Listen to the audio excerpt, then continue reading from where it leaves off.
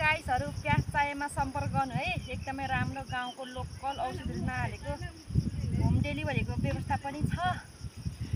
सम्पर्क गर्नु होला, म जहाँ भन्छु त्यही हजुरलाई पुर्याइदिन्छु है। सम्पर्क गर्नु होला, मैले नम्बर पनि छोडेको छु, त्यसमा फोन गरेर मगाउन सक्नुहुन्छ, अर्डर गर्न सक्नुहुन्छ है। हेलो एभ्रीवान, सम्पूर्णमा नमस्ते, welcome to back my YouTube family. I hope सबैजना सन्चै हुनुहुन्छ होला। म पनि एकदमै फाइन रहेको छु। New day new vlog. आज हामीले प्याज उखाल्दैछौँ, बारीमा छौँ। अब हामीले काम गर्नुपर्ने हुन्छ, प्याजहरू उखाल्नुपर्ने हुनुहुन्छ। हजुरहरूले मेरो भिडियो अन्तिमसम्म हेर्नु होला, कस्तो लाग्छ सुझाव सल्लाह दिनु होला। नयाँ हुनुहुन्छ सब्सक्राइब गरिदिनु होला, म हजुरलाई ब्याग दिनेछु। अब हामीले प्याज उखाल्नु पर्ने हुन्छ,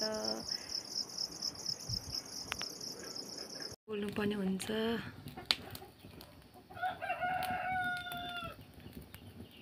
मकैभित्र प्याज रोपेको छु, अब खन्न पर्ने हुन्छ, देख्न सक्नुहुन्छ।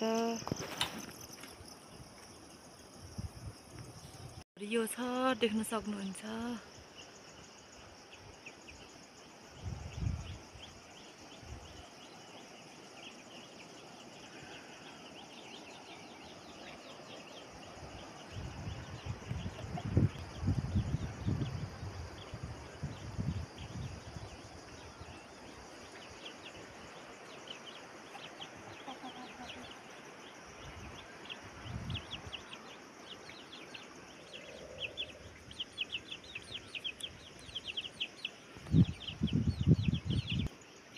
कुकुर सुतेको छ।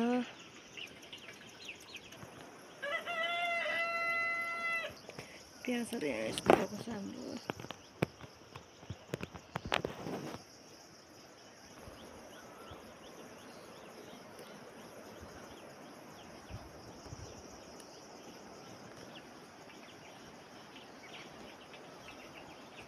गोठमा चाहिँ हाम्रो बाख्रा छ है, 29-30 वटा बाख्रा छ।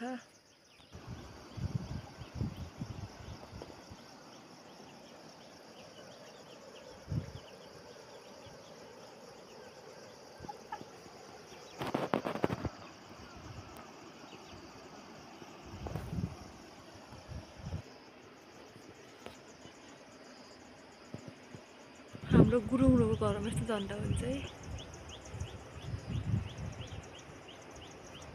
मकै यस्तो भएको छ।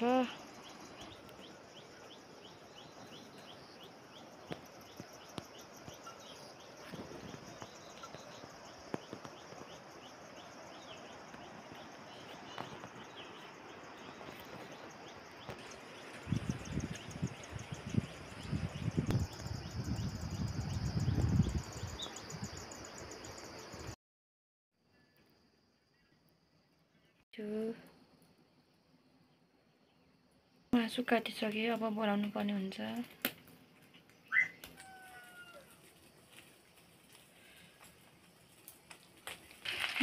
मासु पाकिसक्यो, अब ग्रेभी बनाउनु पर्ने हुन्छ। ढिँडो एकछिनमा ढिँडो हाल्छु, म बनाउनु पर्ने हुन्छ। प्याज, धनियाँ, कोइरालो फुल, केरा प्याज राखेको छौँ हामीले। प्याज लसुनहरू चायमा सम्पर्क गर्नु होला है। त्यहाँ भुइँभरि पनि छ, देख्न सक्नुहुन्छ। माथि यस्तो कुहिन्छ भने यस्तो राखेको छ, भुइँभरि फिजारी राखेको छ, कुहिन्छ भनेर क्या। त्यहाँ सबै देख्न सक्नुहुन्छ हजुरहरूले। प्याज चायमा सम्पर्क गर्नु होला है, कोलाई चाहिन्छ।